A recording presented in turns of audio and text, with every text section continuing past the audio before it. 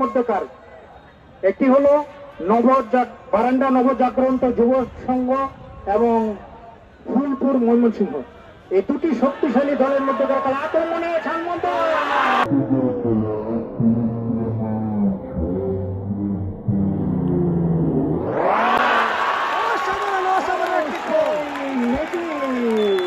Nigerian বংশোদ্ভূত খেলোয়াড় মেজি কি দেখা এই মুহূর্তে সম্মান স্পোর্টিং ক্লাব 1-0 গোলে এগিয়ে গেল সেই ম্যাজিকের মাধ্যমে অ্যাসিস্ট করেছেন ডালিম বর্মা। আক্রমণ হোসেন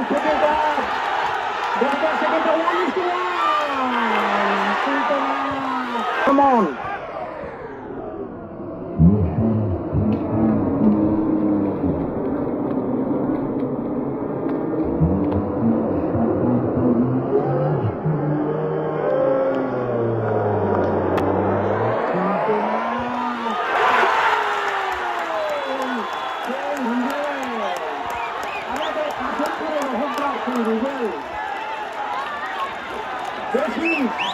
আমরা বেশিতেই সন্তুষ্ট।